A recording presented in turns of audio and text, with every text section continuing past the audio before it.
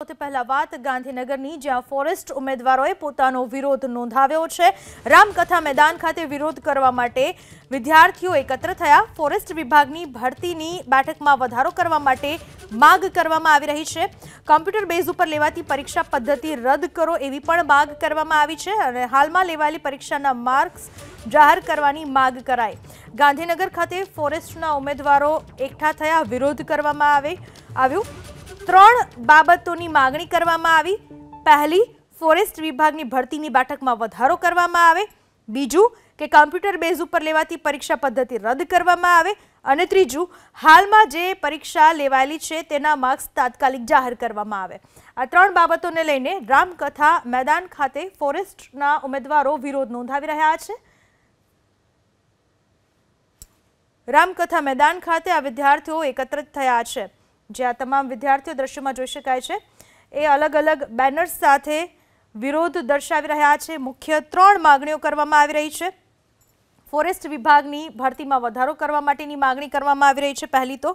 બીજું, computer base ઉપર જે પરીક્ષા અત્યારે લેવામાં આવે છે ફોરેસ્ટ માટેની, એ પદ્ધતિ રદ કરવામાં આવે તેવી માંગણી કરવામાં આવી રહી છે અને ત્રીજું, હાલમાં જે પરીક્ષા લેવાયેલી છે તેના માર્ક્સ જાહેર કરવામાં આવે તેને લઈને ગાંધીનગર ખાતે આ ફોરેસ્ટના ઉમેદવારો એકઠા થયા છે અને આ માંગણી સાથે વિરોધ પ્રદર્શન કરી રહ્યા છે। બેનર્સ સાથે પોતાનો વિરોધ પ્રગટ કરી રહ્યા છે, જેમાં મહિલા અને પુરુષ ઉમેદવારો બંને ઉમેદવારો દેખાઈ રહ્યા છે। રામકથા મેદાન ખાતે આ તમામ ઉમેદવારો એકઠા થયા છે અને વિરોધ કરવામાં આવી રહ્યો છે, માંગણીઓ કરવામાં આવી રહી છે, સરકાર સમક્ષ માંગણીઓ મૂકવામાં આવી છે। આ વિશે વધુ માહિતી આપવા આપણી સાથે જોડાઈ ચૂક્યા છે મારા સંવાદદાતા હિરેન રાજગુરુ। હિરેન, શું માંગણીઓ છે, કઈ રીતનું વિરોધ પ્રદર્શન કરી રહ્યા છે આ તમામ જે ઉમેદવારો છે તે? ફોરેસ્ટ બીટગાર્ડની પરીક્ષા તાજેતરમાં લેવાઈ હતી અને તેને લઈ અને વિરોધ અત્યારે આ ઉમેદવારો કરી રહ્યા છે।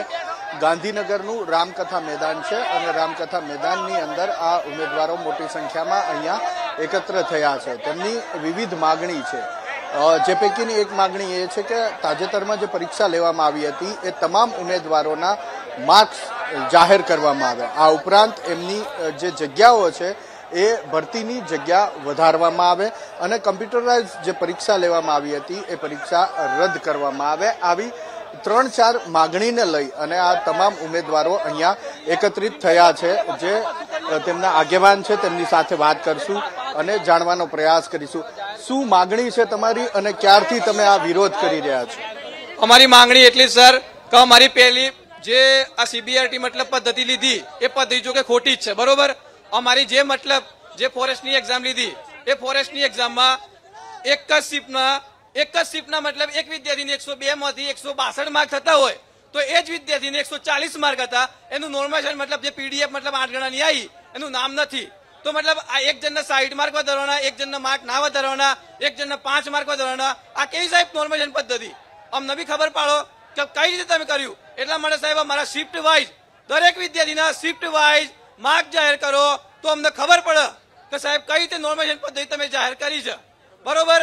અને જો તમે જો આ કરી શકતા ના હોય, બરોબર, 8 ગણાના ભેગું 40 ગણા મતલબ જે મતલબ બોલાયા છે 8 ગણા એના ભેગું 40 ગણા બોલાવો। જો કશું જ ના કરી શકતા હોય તો પરીક્ષા છેલ્લે રદ કરો, કેમ કે આ વિદ્યાર્થીઓ અહીંયાથી જવાના છે નહીં। તો સાહેબ મારી નમ્ર અરજી છે હસમુખભાઈ સાહેબને અને અધ્યક્ષ શ્રી કમલ દયાની સાહેબને, તો અમારી જે માંગ છે મતલબ વહેલી તકે પૂરી કરો ને આજેના જે માર્ક જાહેર કરો।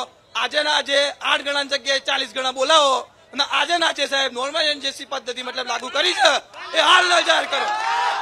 આ રીતની માંગણી છે તેમની। આ ઉમેદવારો છે ફોરેસ્ટ વિભાગની જે હમણાં પરીક્ષા ફોરેસ્ટ ગાર્ડ માટેની બીટ ગાર્ડ માટેની લેવામાં આવી હતી તે ઉમેદવારો અહીંયા એકત્રિત થયા છે। તેમની વિવિધ માંગણીઓ છે એ માંગણીઓને લઈ અને અહીંયા વિરોધ પ્રદર્શન કરવામાં આવી રહ્યું છે। દ્રશ્ય બતાવી રહ્યા છે વિપુલ બાલધા। તો આ રીતની માંગણી છે અને કેવું છે કે આજે ને આજે એ માંગણી પૂરી કરવામાં આવે। ચોક્કસ હિરેન, આભાર આપનો તમામ માહિતી બદલ।